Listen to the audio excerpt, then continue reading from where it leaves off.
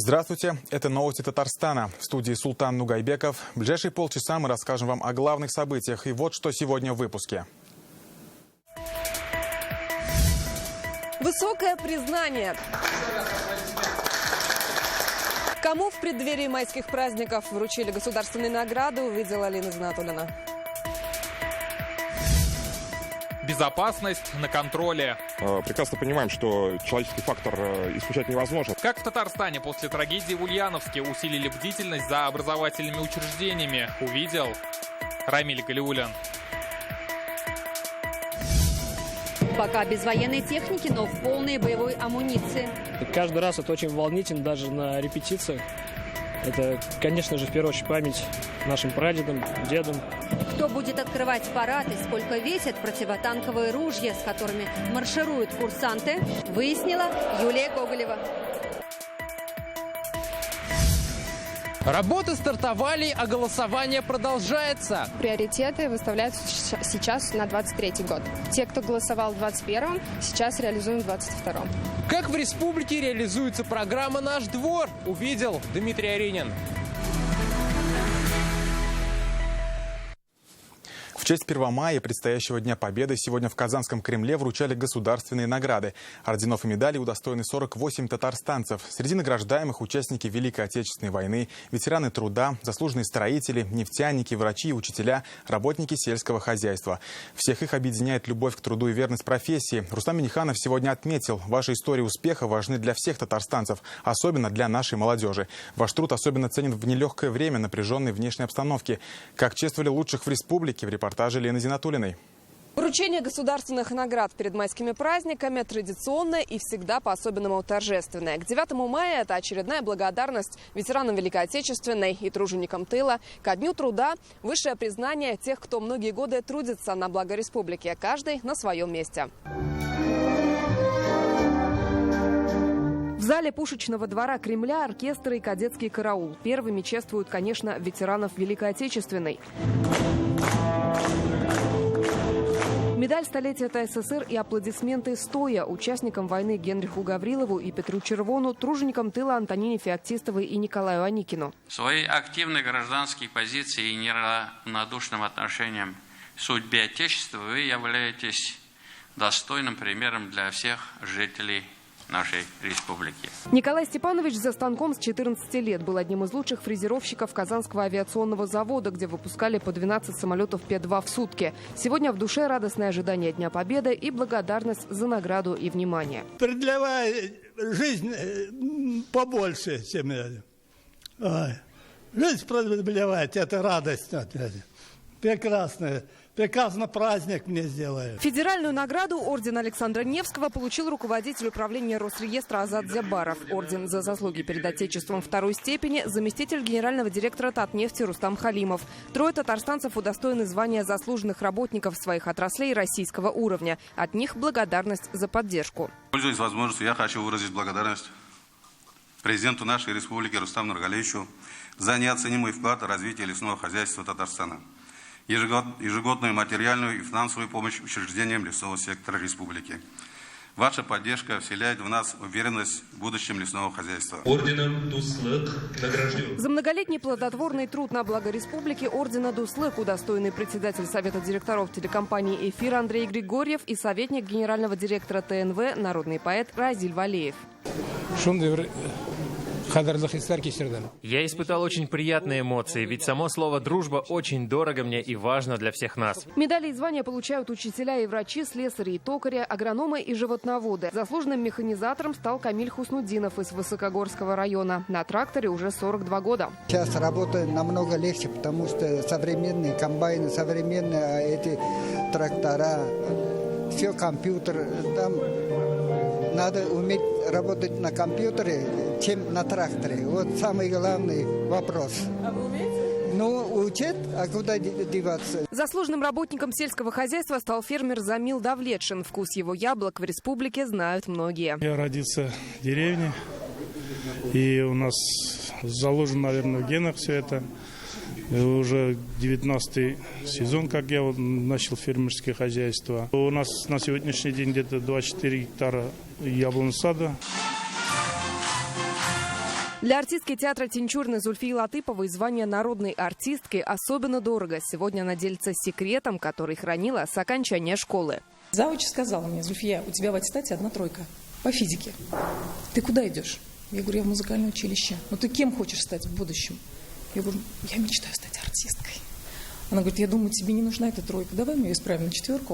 Но смотри, ты должна прийти в школу как-нибудь к нам и сказать, что ты народная артистка. Сегодня отметили заслуги 48 татарстанцев. 6 из них получили российские награды, остальные – республиканские. Ваш плодотворный труд особенно ценен в это нелегкое время в условиях напряженной внешнеполитической обстановки. Хочу отметить, что преодолевать любые трудности нам всегда помогала верность нашим традициям и ценностям, способность дружно и эффективно работать в одной команде. Только вместе мы сильны. У многих из них нет времени даже на короткое интервью. Прямо с торжества они спешат вернуться на работу, выращивать, производить, учить, лечить и спасать. Лина Знатульна, Ильшат Мухаметов, ТНВ, Казань. Владимир Путин объявил в России десятилетие науки и технологий. С 2022 по 2031 годы будет делаться упор на привлечение в науку молодежи, вовлечение исследователей и разработчиков в решение важных для страны задач. Создан координационный комитет. Научное десятилетие должно послужить стимулом для дальнейшего развития просвещения. Создание собственных технологий стало особенно важным после введения санкций в отношении России. В татарстанских образовательных учреждениях призывают быть бдительнее после трагедии в Ульяновске. Накануне в соседнем регионе вооруженный мужчина устроил стрельбу в детском саду, убив 2 спящих детей и воспитателя, после чего свел счеты с жизнью. Ряд детских садов получили уведомления от муниципалитетов об ужесточении контроля безопасности. Как нам стало известно, в Министерстве образования прошло совещание с районными отделами. Как сегодня выстроена система охраны, увидел Рамиль Галиулин. Оставлять своего ребенка, чувствуете, что он в безопасности? По крайней мере, пока вы мне задали этот вопрос, я чувствовал себя в безопасности. О безопасности своих детей за последние сутки задумались многие. Причина волнения – трагические события в Ульяновской области.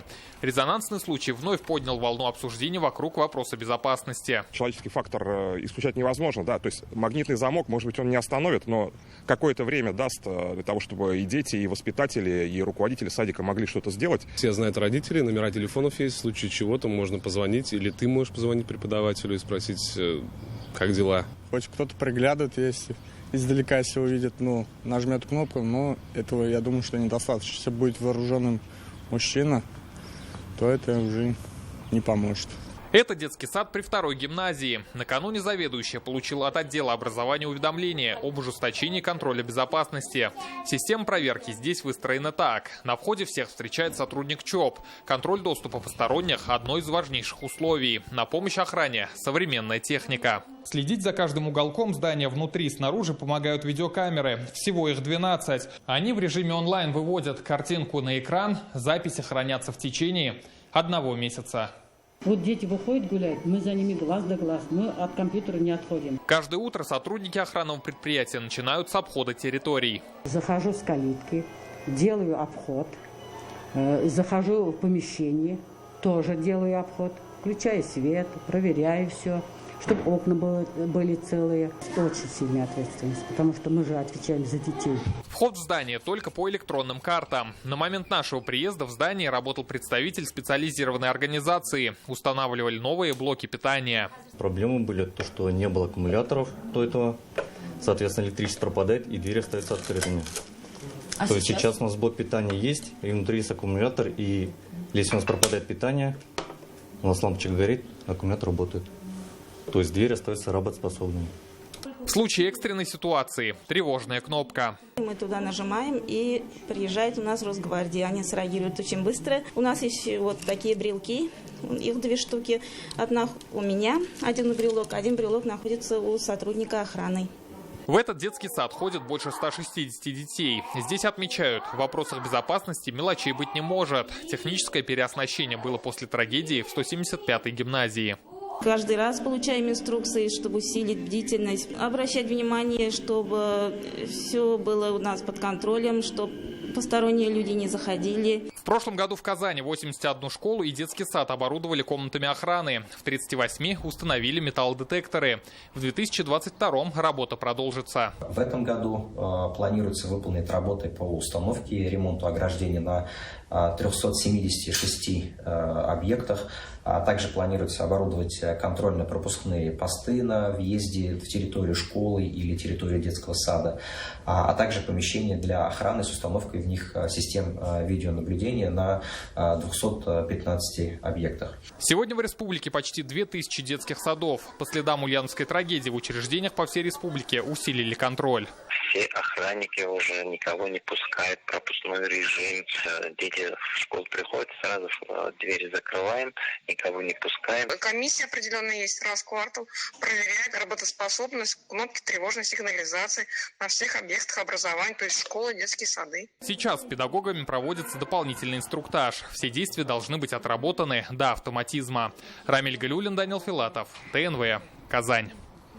Курсанты танкового и суворовского училища, ученики кадетских классов и школ, а еще сотрудники таможни, УФСИН, студенты медицинского университета и речного техникума. Все они участники предстоящего Парада Победы. Он состоится в Казани 9 мая. Готовиться к событию начали задолго до весны. Пока репетиции идут на территории танкового училища. Кто будет открывать парад и когда военная техника появится на площади Тысячелетия, выяснила Юлия Гоголева.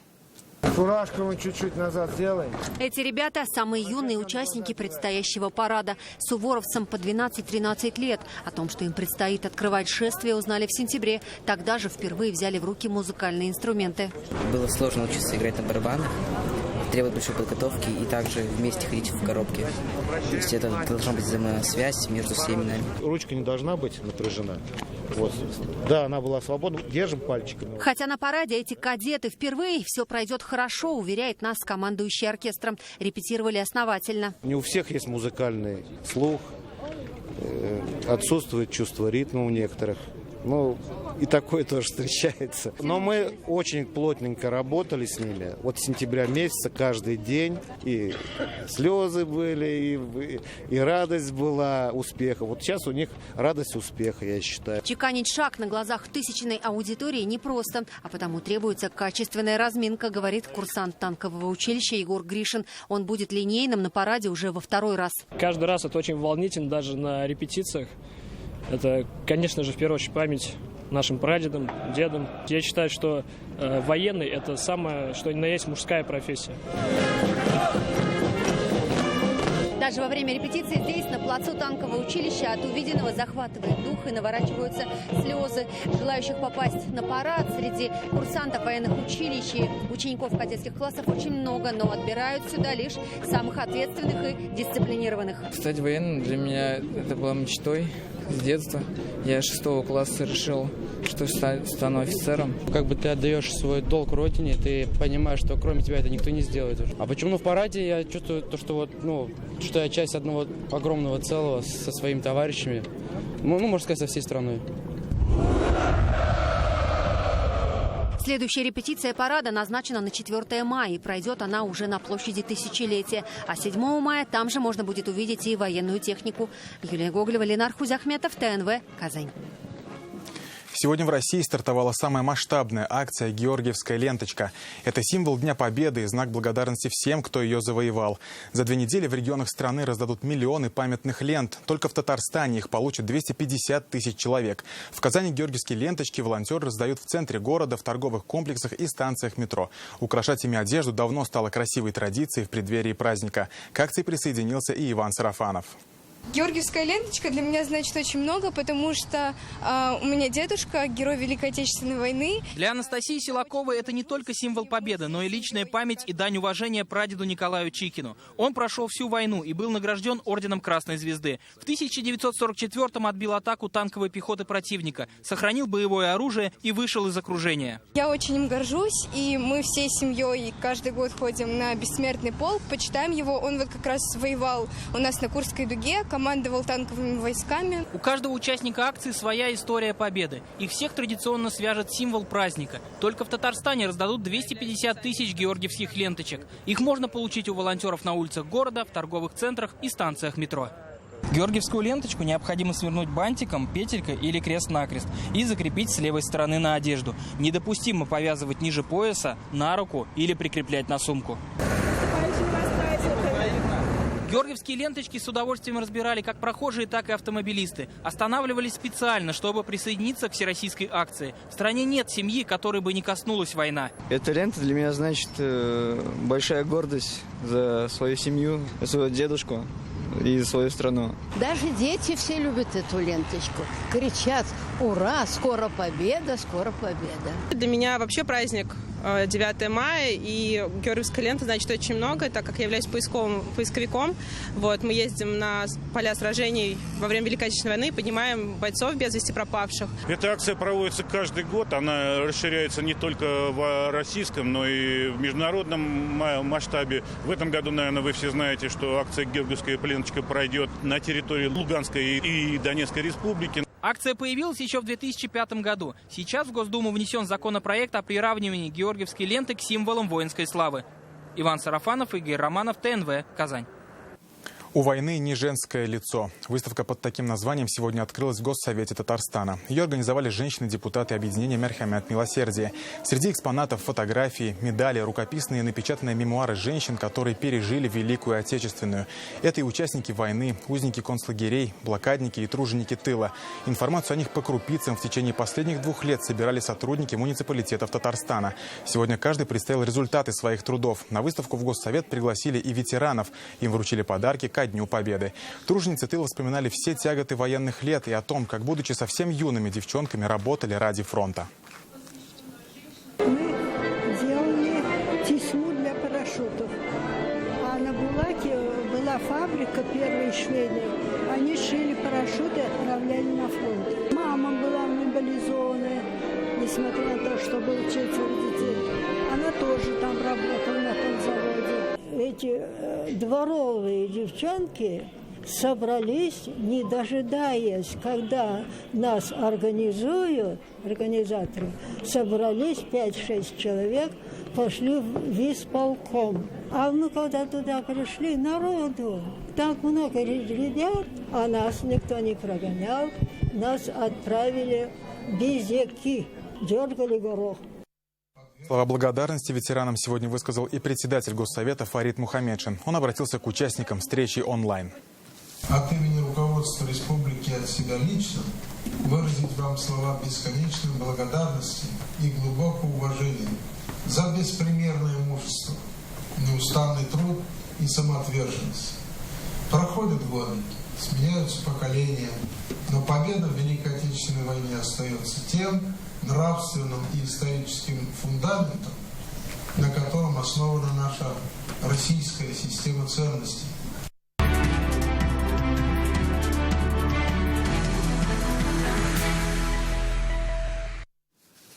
Рустам Минниханов сегодня прибыл с рабочим визитом в Мьянму. В аэропорту его встретили посол России Николай Листопадов и заместитель министра иностранных дел страны. У президента запланированы встречи с руководителями ряда ведомств, а также участие в круглом столе с представителями деловых кругов. Татарстан здесь представит свой промышленный потенциал. В составе татарстанской делегации глава Минпрома Альберт Каримов, генеральный директор КАМАЗа Сергей Когогин, представители КВЗ, Эйдес медицины и жирового комбината. За последние 3 года торговый оборот между республикой и Мьянмой только растет. Вертолетный завод сейчас исполняет контракт на поставку 3 вертолетов. У КАМАЗа в этой стране есть дилер. Представители делегации проведут переговоры по расширению сотрудничества. С Днем российского парламентаризма поздравил сегодня татарстанцев председатель Госсовета Фарид Мухаммедшин. Он отметил, в демократических государствах все важнейшие решения принимаются парламентом. Цитата. «Отражением данной тенденции стало повышение роли Федерального собрания по результатам принятия поправок в Конституцию России. В реалиях беспрецедентного финансового, информационного и санкционного давления этот шаг оказался дальновидным и оправданным». Конец цитаты. Спикер татарстанского парламента отметил, базовые принципы, которыми руководствуется в своей деятельности Госсовет – это открытость, уважение к истокам, взаимодействие с жителями республики, органами госвласти и местного самоуправления, стремление работать на результат. Депутатов поздравила и Валентина Матвиенко. В своей телеграмме председатель Совета Федерации отметила, парламентарии всегда глубоко погружены в проблемы своих регионов, находятся в постоянном контакте с избирателями, принимают решения, опираясь на интересы людей. Фарид Мухаммедшин с рабочей поездкой находится в Санкт-Петербурге. В первой половине дня он провел заседание комиссии Совета законодателей по проблемам международного сотрудничества. Парламентарии обсудили вопросы международных внешнеэкономических связей субъектов страны. В свете последних событий определили перспективные направления работы. Потом Фарид Мухаммедшин выступил на заседании Президиума Совета законодателей. Он поделился опытом Татарстана по капремонту детских лагерей. Сегодня в республике их более 1000, еще несколько в Мариэл, на побережье Крыма и в Краснодарском крае. При поддержке президента Татарстана 4-й год подряд реализуется программа капремонта, реконструкции и строительства лагерей. В этом году планируют сдать еще 22 лагеря. Органы государственной власти предусмотрели на этот год ряд мер, и в том числе финансовое подкрепление в виде миллиарда с лишним рублей на то, чтобы отремонтировать детские оздоровительные лагеря, обратив особое внимание не только на инженерные коммуникации, но и их ограждение, охрану территорий, установку мер поддержки и предотвращение возможных там каких-то инцидентов. Казанский форум «Казань Digital Week» станет нашим ответом зарубежным санкциям. Здесь будут обсуждать реализацию антикризисной программы страны. Сегодня началась серия вебинаров в рамках международного форума. Его провел Рифкат Миниханов, председатель Совета Ассоциации содействия цифровому развитию. Форум пройдет в конце сентября как в онлайн, так и в офлайн форматах. Очные встречи запланированы в выставочном центре «Казань-Экспо». В программе пленарные заседания, сессии, мастер-классы, круглые столы. Главная повестка – стратегии технологического развития России на регионы. Миссия «Казань Digital Week 2022» стать центральным конгрессо-выставочным событием года. Мы позиционируем проведение форума как адекватный ответ российских регионов на санкции, блокирующие научно-технологическое и социально-экономическое развитие Российской Федерации. В Татарстане стартовали работы по президентской программе «Наш двор». Строители приступили к благоустройству по 83 адресам. В этом году отремонтируют 1200 объектов по всей республике. Параллельно идет голосование за дворы, которые войдут в программу следующего года. Как татарстанцы оценивают благоустройство и отразились ли на нем новые экономические условия, узнал Дмитрий Аренин. Добавили столбы освещением по всему двору, добавили 2 детские площадки, 1 спортивная, 1 для игр. Житель 56-го дома на улице Рихарда Зорги Юрий Чукаев в минувшем году активно голосовал за благоустройство своего двора и сейчас с радостью встречает строителей. В семье ждут первенца, и ребенок увидит свой двор уже в современном облике. С 80-го года примерно здесь не было ремонта дороги, и здесь были такие ужасные, кочки, ямы. Их как-то засыпали, но было ездить невозможно. Ну и в целом во дворе уж такие старые конструкции ржавые. Сейчас во дворе трудятся дорожные рабочие. За месяцем предстоит положить асфальт, сделать парковки и тротуары. Под удобство людей мы начинаем уже где-то 7:30, когда уже все люди на работе, и заканчиваем тоже часа в 7, чтобы никому не мешать. Есть возможность, мы обходим, не трогаем деревья, не рубим. После дорожников во двор приедут специалисты для установки столбов освещения и монтажа игровых площадок и скамеек. За ходом всех работ следят местные жители. Потому что мы жильцы, мы должны с администрацией более активно работать, чтобы было взаимопонимание. Довольны очень. Все нормально, все хорошо. Молодцы, мы просили, сделали. У нас 2 железных баскетбольных сетки.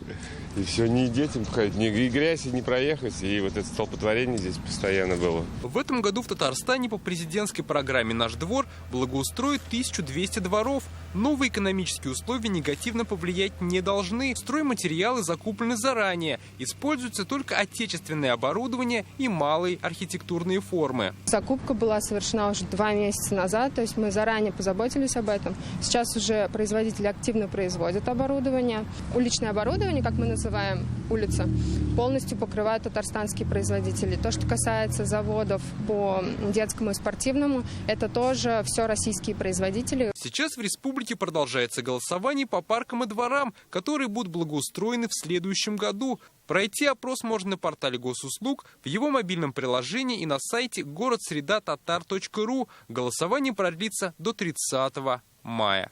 Дмитрий Айринин, Марат Зайдуллин, ТНВ, Казань. Роберту Мосину остался месяц до экватора. Он отсидел почти 6 лет. Почему в рассмотрении дела объявлен 3-месячный перерыв, читайте в интернет-газете «Реальное время». Татарстане объявлено штормовое предупреждение. Местами ожидается гроза, ливень с градом и сильный порывистый ветер до 24 метров в секунду. Такая погода продержится до 6 утра завтрашнего дня. Это связано с прохождением активных атмосферных фронтов. Как итог, уже в четверг в республике немного похолодает. Столбики термометра поднимутся до 9-14 градусов, а вот в ночь на пятницу местами до -4. Это были новости Татарстана. Еще больше информации в нашей группе ВКонтакте и Телеграм-канале. Также наши выпуски доступны на платформе Рутюб. И в завершении выпуска забавный случай из Нижнекамска. Во двор детского сада заявился бобр. Сотрудники вызвали специалистов, которые отловили грызуна и выпустили в водоем. Предлагаем посмотреть, как прошла спасательная операция.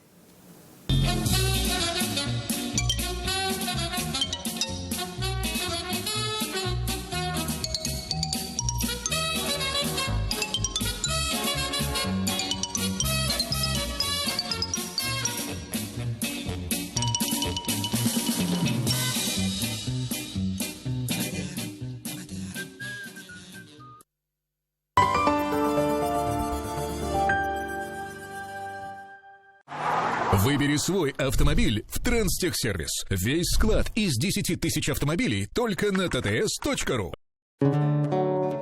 Забота – это приятные хлопоты и радостное беспокойство о тех, кого ценишь. Вклад «Алтын». До 17% годовых от Акбарсбанка.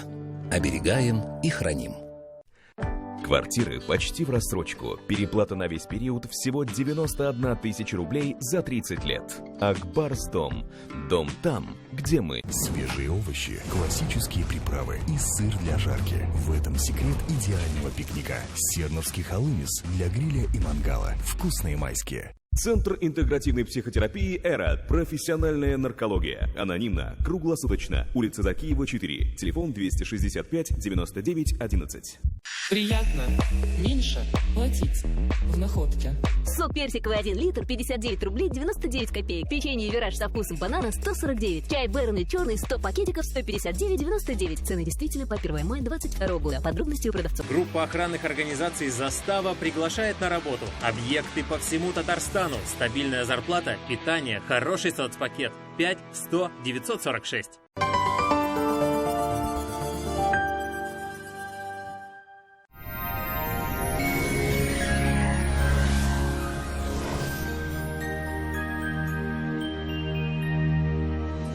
Здравствуйте! Холодный атмосферный фронт несет в Татарстан значительные изменения в погоде. Об этом чуть позже. Укрепить иммунитет и восстановить силы поможет санчи. Благодаря свойству гармонизировать кровообращение, санчи благотворно влияет на работу всего организма. Дает энергию, нормализует сон, способствует устранению головных болей и хронической усталости, улучшает самочувствие. Польза санчи проверена веками. Недаром его называют сокровищем китайской медицины. Спрашивайте в аптеках Фармленд. Телефон для справок 8 927 236 71 75. Сайт sanchi.rf.